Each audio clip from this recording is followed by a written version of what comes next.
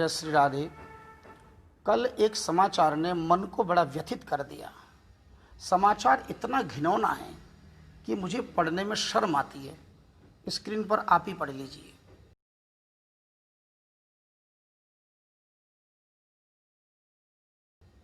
आखिर भारतीय समाज पतन के किस अंधकार गर्त की ओर बढ़ रहा है।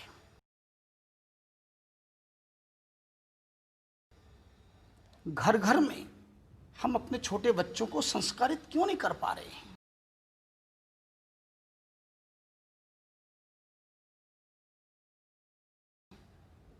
इसका मूल कारण यदि खोजा जाए तो मुझे लगता है कि हमारी वर्तमान शिक्षा पद्धति जिम्मेदार है। ये जो लॉर्ड मैकाले की शिक्षा पद्धति और जो मुगलई संस्कृति चल रही है हमारे देश में, केवल मुगल काल के बादशाहों को बढ़ा चढ़ाकर जो हमारे दिमाग में भरा गया है भूसे की तरह, यही उस पतन का मूल कारण है। क्योंकि हमने चरित्रहीन लोगों की कहानियां सुन सुनकर हम लोग बड़े हो रहे हैं। होना चाहिए हम ध्रुव की कथा सुनकर, प्रहलाद की कथा सुनकर, राजा शिवी की कथा सुनकर, सत्यवादी हरिश्चंद्र की कथा सुनकर, दानवीर कर्ण की कथा सुनकर, योगेश्वरेश्वर श्री कृष्ण, मर्यादा पुरुषोत्तम श्री राम की कथा सुनकर हम बड़े हों। हम अपने बच्चों को ये शिक्षा क्यों नहीं दे पा रहे हैं? क्या कक्षा 1 से लेकर कक्षा 8 तक की शिक्षा पद्धति में हम परिवर्तन नहीं कर सकते कि बच्चों को नैतिक शिक्षा से जोड़ें? बच्चा जब बार बार इन नैतिक शिक्षाओं को, इन नैतिक कहानियों को पढ़ेगा तो उसके मन में केवल सतोगुण के तरंगे प्रकट होंगी हैं। और क्योंकि ये जो कामुक तरंगे हमारे समाज में विषाक्त जहर की तरह घुल रही हैं, इस समय हमने हाथ में थमा दिया मोबाइल। छोटे छोटे बच्चों के हाथ में होमवर्क करने के बहाने, आजकल लॉकडाउन चल रहा है और ऑनलाइन शिक्षा पद्धति के चलते छोटे छोटे बच्चों को उनके माता पिता ने अपना मोबाइल दे दिया और उन मोबाइलों में जितने भी सोशल साइट्स पर आप देखते केवल कामुक प्रसंग। कोई भी फेसबुक का वीडियो उठाकर देख लीजिए, यूट्यूब का वीडियो उठाकर देख लीजिए, किसी भी सोशल साइट में जितने वीडियो, केवल उसमें भोग, कामना, वासना और इसके अतिरिक्त कोई विषय, जैसे अकाल पड़ गया हो भारत में कहानियों का, जैसे सत्य का अभाव पड़ गया हो, धर्म का अभाव पड़ गया हो, चारों तरफ कल अधर्म में व्याप्त हो रहा है। इस पर प्रतिबंध सरकार क्यों नहीं लगाती? और पौराणिक जो शिक्षा पद्धति है, ऋषि मुनियों की कथा, रामायण की चौपाइयाँ, गीता के श्लोक, रामचरितमानस की चौपाइयाँ, ये सब हमारे पाठ्यक्रम में कब शामिल करेगी सरकार? हम लोग तो बचपन में रामचरितमानस की चौपाइयाँ पढ़ते थे, आजकल वो भी गायब है। ऐसा क्यों? इसलिए यदि इन बच्चों के चरित्र को सुधारना है तो बचपन से ही उनको संस्कारित करना होगा, गुरुकुल पद्धति लागू करनी होगी। और पौराणिक ऋषि, देखिए मैं 2-3 ऋषियों का उदाहरण दे रहा हूं। जैसे धौम्य ऋषि थे, उनके 3 शिष्यों की कथा हम लोग पढ़ते हैं उपनिषद में, जिनमें एक आरुणि है, उपमन्यु है, वेद मुनि है। इन ऋषियों की कथाएं इतनी प्रेरणादायक कथाएं, अगर ये बचपन से, बाल्यकाल से बच्चे कथाएं सुनेंगे तो उनके मन में जो ये वासना की तरंगे जो आ रही है, नारद भक्ति सूत्र में कहते हैं कि वासना का कारण क्या है? कहते तरंगायति अपी में संगात समुद्रायंती। तरंगायति अपी में ये काम और क्रोध की जो वासना की तरंगे पहले दिखने में छोटी होती हैं, लेकिन यदि आपने उनको टिकने का स्थान दे दिया तो संगात समुद्रायंती, पर संग पाकर ये समुद्र की तरह विशाल रूप ले लेती हैं। तो अपने को कामनाओं को, वासना को टिकने का स्थान नहीं देना है। देखिए मन के 2 भाव होते हैं। नंबर 1, ये मन जो है ये 2 काम करता है।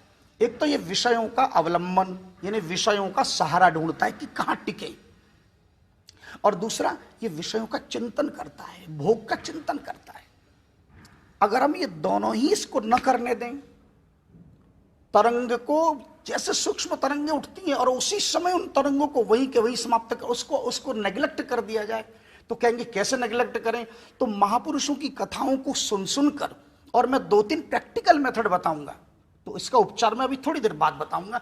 पहले ये 2-3 में आपको छोटे छोटे उदाहरण दे रहा हूं। ये धौम्य ऋषि के 3 शिष्यों का उदाहरण समझ लीजिए। इनमें एक है आरुणि, दूसरे उपमन्यु और तीसरे हैं वेद मुनि।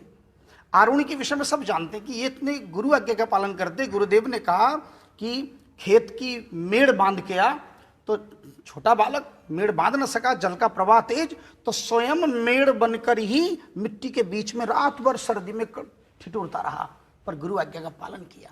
दूसरे उपमन्यु, इनके बारे में क्या कहें? उपमन्यु को तो इनके गुरुदेव ने, धम्म ऋषि ने, गौवे चराने की सेवा दी कि जा तू गौ चरा।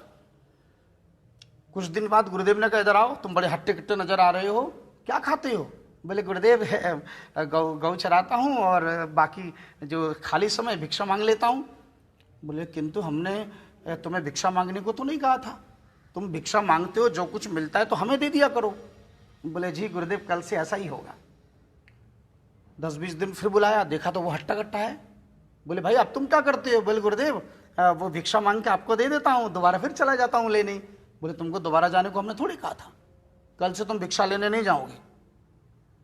10-20 दिन बाद फिर बुलाया, देखा तो उसका शरीर तो आज भी उतना ही है, हट्टा कट्टा है। बोले उपमन्यु अब तुम क्या करते हो, भोजन कैसे कर रहे हो? बोले गुरुदेव आपने भिक्षा करने को मना कर दिया, भिक्षा तो नहीं जाता, तो गुरुदेव मैं गाय का दूध पी लेता हूँ। बोले ये तो अपराध कर रहे हो, जिस दूध पर बछड़े का अधिकार है उसे तुम पी जाते हो। कल से गाय का दूध नहीं पीना। जी गुरुदेव नहीं पियेंगे। 10-20 दिन फिर पूछा, बोले भाई अब भी हट्टा कट्टा है, बेटा तुम करते क्या हो? बोले गुरुदेव वो जो गाय का बछड़ा दूध पीता है ना, तो उसके दूध का जो फेन होती है, झाग, वो जमीन पे गिरती है ना, वो फेना पी लेता हूँ। बोले ये तो तुम अन्याय करते हो सकता है तुम्हारे प्रति सहानुभूति करके बछड़ा ज़्यादा दूध गिरा देता हो, स्वयं ना पी के तुम्हें पिलाता हो, कल से तुम ये भी नहीं पियोगे। बोले जो आज्ञा गुरुदेव मैं नहीं पीऊँगा। और 10-20 दिन बाद क्या देखा कि वो बीमार पड़ गया, आंखों की रोशनी चली गई। जानते हैं क्यों? क्योंकि उसने भूख के कारण, असहनीय पीड़ा के कारण आँख के जंगली आँख के पत्ते खा लिए, आंखों की रोशनी चली गई और गौ चराते चराते कुएं में गिर पड़ा और उसमें पुकारने लगा मुझे बचाइए बचाइए। और तब गुरुदेव ने अपने शिष्यों को भेजा। गुरुदेव तो सब जानते थे, परीक्षा ले रहे थे जानबूझ के। अगले दिन निकाला और निकाल के ऋग्वेद की एक ऋचा दी और कहा एक से एक श्लोक को बुला पाठ करके तुम अश्विनी कुमारों का आह्वान करो, देखना तुम्हें सब कुछ प्राप्त हो जाएगा। अश्विनी कुमारों ने आकर न केवल दृष्टि अर्पण करी, अपितु सारे रोग शोक दूर कर दिए और सारे वेद पुराण सब अर्पण कर दिए। केवल मस्तक पर हाथ रखने से सारी विद्याएं आ गई। ये गुरु कृपा। ऐसे महान जो शिष्यों की कथा, ऋषियों की कथा, वेद मुनि की विशेष कथा नहीं, पर वेद मुनि का एक शिष्य हुआ था उत्तंक। उत्तंक जो था क्या कहने, उत्तंक अपने गुरुकुल में रहा तो एक दिन वेद मुनि ने उत्तंक से कहा बेटा मैं किसी काम से बाहर जा रहा हूं, तुम जरा आश्रम की देखभाल करना ना, मेरी अनुपस्थिति में सबका ख्याल रखना। एक दिन गुरु पत्नी ने परीक्षा लेने के लिए अपनी एक सखी को भेजा, बोले जाओ जाके कहना कि तुमने ऋतु स्नान किया है और ऋतु स्नान करने के बाद स्त्री माँ बनती है, तो इसलिए जाके कहना बोले देखो अब गुरुजी तो यहाँ है नहीं, तो इसलिए मैंने ऋतु स्नान किया, मेरा पति भी बाहर गया है, तो इसलिए अब तुम मेरी इच्छा पूर्ण करो। किंतु उत्तंक मुनि ने कहा मैंने गुरु की अनुपस्थिति में कोई भी अनैतिक कार्य नहीं करूँगा, चाहे मुझे गुरु माता दंड दें, चाहे गुरुजी लौटकर मुझे सजा दें, पर मैं इस प्रकार का अनैतिक कार्य कभी नहीं करूँगा। गुरुदेव लौटकर प्रसन्न हुए, बोले वाह शिष्य हो तो ऐसे। और एक दिन जब जाने लगे तो दक्षिणा देने की प्रथा है, तो दक्षिणा देने गए तो गुरुदेव ने कहा अपने गुरु माता से दक्षिणा लेकर आओ। गुरु माता के पास गए, गुरु माता ने कहा बेटा उत्तंग यदि तुम मुझे दक्षिणा देना चाहते हो तो एक राजा पौष्य हैं, उनकी पत्नी के पास एक अनमोल कुंडल है जिनकी कामना तक्षक भी करता है, तुम वो कुंडल यदि मुझे ला कर दो तो मैं उन कुंडलों को धारण करके ब्राह्मणों की सेवा करूँ, ब्राह्मणों को भोजन कराऊँ। और वो कुंडल लेने के लिए महाराज मार्ग में जा रहे थे तो इंद्र भेष बदल कर आए, नंदी धर्म रूपी नंदी पर सवार होकर, और भूखे प्यासे जाने लगे तो बोले सुनो तुम इस बैल के इस गोबर का सेवन कर लो, तुम पवित्र हो जाओगे। और उसने उस गोबर का सेवन किया। वास्तव में वो गोबर नहीं था, वो परीक्षा लेने के लिए वो अमृत था, पर परीक्षा लेने के लिए कि देखे तो सही ये आज्ञा का पालन करता है कि नहीं। और वो पौष्य राजा के महल का द्वार बताया, बोले जाओ। और जब राजा के पास गए, राजा ने कहा ठीक है तुम आए हो तो तुम ऐसा करो, मेरी महारानी भीतर बैठी हैं, तुम उनसे याचना कर लो, कुंडल ले लो। भीतर गए तो वहाँ दिखाई ना दे, वापस आ जाए। बोले महाराज महारानी दिखाई नहीं देती। बोले जो पतिव्रता और महासती नारी होती है वो जब तक उच्चिष्ट मुख हो, आचरणहीन हो तो उनको दिखाई नहीं देती। अवश्य ही इनमें से तुम्हारे पास कुछ ना कुछ, या तो तुम आचरणहीन हो या फिर उच्चिष्ट मुंह है तुम्हारा। बोले महाराज में उच्चिष्ट मुख है, रास्ते में कुछ खाया तो मुंह नहीं धोया। बोले तो हाथ मुंह धो के जाओ। और कुल्ला करके आचमन करके प्राणायाम करके और जब गए तो देखे तो सामने उनकी महारानी बैठी है। याचना करी और कहा लो ये कुंडल ले जाओ और याद रखना संभाल के रखना तक्षक से। पर मार्ग में तक्षक आया और छीन के पाताल ले गया। पर उसी इंद्र के द्वारा दिए गए उस अमृत का सेवन करके वो पाताल गए और समय से लेकर आए कुंडल। ये कथाएं मैं तो संक्षिप्त में बता रहा हूं, पर ये इतनी अद्भुत कथाएं, अपार शौर्य की कथा, इसमें चरित्र की जो महान ऊंचाइयां छुपी हुई हैं, पराकाष्ठा छुपी हुई है महाराज, कि जिनका वर्णन कौन कर सकता है। इसलिए आप ऐसे सुंदर सुंदर ऋषियों की कथाएं हमारे पाठ्यक्रम में लागू कराइए। और अब आइए कि काम की वासना को हम शांत कैसे करें। तो देखिए, मैं 3 बहुत सुंदर प्रयोग बता रहा हूं। ये 3 प्रयोग आप करेंगे। एक तो जब भी मन में ये तरंगें उठें तो उस समय एकांत में न जाएं, संतों के बीच में रहें, मित्रों के बीच में रहें। अपने घर के बच्चों को भी, आप छोटे बच्चों को अलग न रहें, उनको रात में अलग न सुलाएं। 10 वर्ष से कम आयु के बच्चों को अपने पास सुलाना चाहिए, माता पिता को उनको अपने साथ रखना चाहिए। बच्चे एकांत में न जाने क्या विचार करेंगे, उनके उस समय उनके संकल्प धारणा शक्ति उतनी प्रबल नहीं होती है, तो इसलिए आप उनको सहारा दें। एक तो एकांत में जाने से रोकें, और नंबर 2, उस समय जब भी मन में कामनाओं का तरंग उठे तो उस समय माता का स्मरण करें। ओम मातृदेवो भव। अर्जुन जब स्वर्ग गया, उर्वशी जब मोहित हो गई तो कहा, मेरी कुंती माता भी आप जैसे सुंदर हैं, इसलिए आप मेरी माँ बन जाओ। तो माता को स्मरण करने मात्र से मन में माता की जो अद्भुत शक्ति, माता की जो वो ममतामयी स्वरूप आ जाती है, तो नारी के प्रति मातृरूप प्रकट हो जाता है। तो दूसरा प्रयोग है माँ। और तीसरा प्रयोग है सांसों का, प्राणायाम। श्वास, इतनी दीर्घ श्वास, लंबी और गहरी श्वास लें कि फेफड़ा बिल्कुल भर जाए, और ध्यान कहाँ रहे, बिल्कुल श्वास पर, एक एक कण पर ध्यान रहे। और